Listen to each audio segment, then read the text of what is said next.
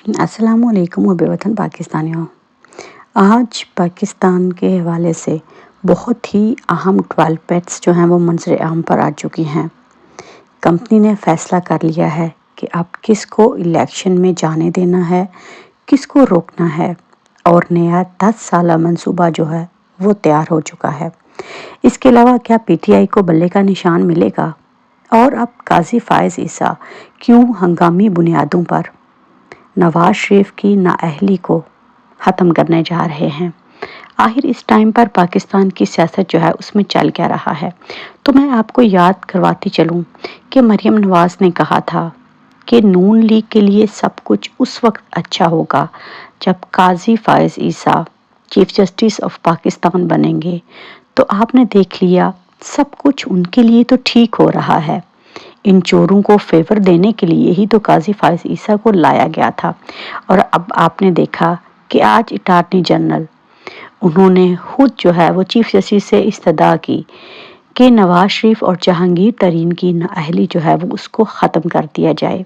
और आज जो सलूक चीफ जस्टिस ऑफ पाकिस्तान ने पीटीआई के वकील शुएब शाहीन के साथ किया, अब वो कोई ढकी छुपी बात नहीं रही कि नून लीग का वकील और जज दोनों का काम जो है वो आज काजी फ़ायज़ ईसा ने पूरी ईमानदारी से अदा किया।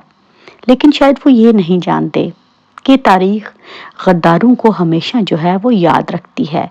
ये जो कुछ भी करते चले, इनको एक दिन इन सब को फेस करना होगा।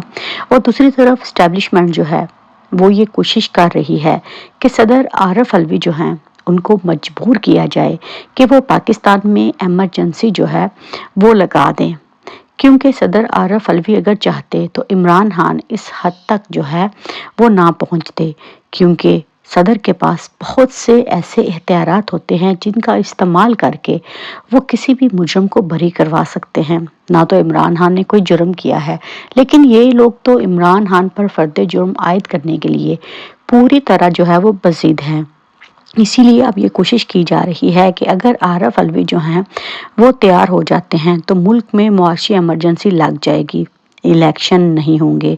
अगर अदालतों ने इनको आंखें दिखाई तो वो भी घर जाएंगी, क्योंकि माशाल्लाह का पूरा प्रोग्राम जो है वो तैयार किया गया। आपने देखा कि पेशावर हाई कोर्ट ने जो फैसला दिया उस पर काजी फ़ायज़ ईसा के रिमार्क्स कि आजकल हाई कोर्ट जो है वो किस तरह के फैसले दे रही है। अगर हाई कोर्ट जो है वो फैसले देती है अवाम की उमंगों के मुताबिक तो वो बिल्कुल गलत हैं, और अगर काजी साहब जो है वो कोई भी फैसला देते हैं नून लीग की मर्जी के मुताबिक तो वो बिल्कुल ठीक है। आज काजी फ़ायज़ ईसा ने जिस तरह इमरान रियाज का जिक्र किया और जो तौहीन आमेज अल्फाज इस्तेमाल किए, उससे तो सीधा सीधा लग रहा है कि वो मरियम नवाज और नवाज शरीफ के नुमाइंदे हैं। तो मुहब्बे वतन पाकिस्तानियों, आज जो कुछ भी अदलिया कर रही है उसमें सरासर जो है वो इंसाफ का कत्ल हो रहा है। और ये नवाज शरीफ को जो है ये बरी ज़मां तो पहले ही करवा चुके हैं। ऐसे ही अदालतों का जो है वो टाइम वेस्ट कर रहे हैं। चीफ जस्टिस पहले ही अंदिया दे चुके हैं कि इन्होंने हर कीमत पर जो है वो नवाज शरीफ को बरी करना है। और दूसरी तरफ जो है वो इमरान खान और बुशरा बीबी जो हैं उनकी इद्दे निकाह केस में जो है वो 10 जनवरी को उन पर फर्द जुर्म आयद कर दी जाएगी।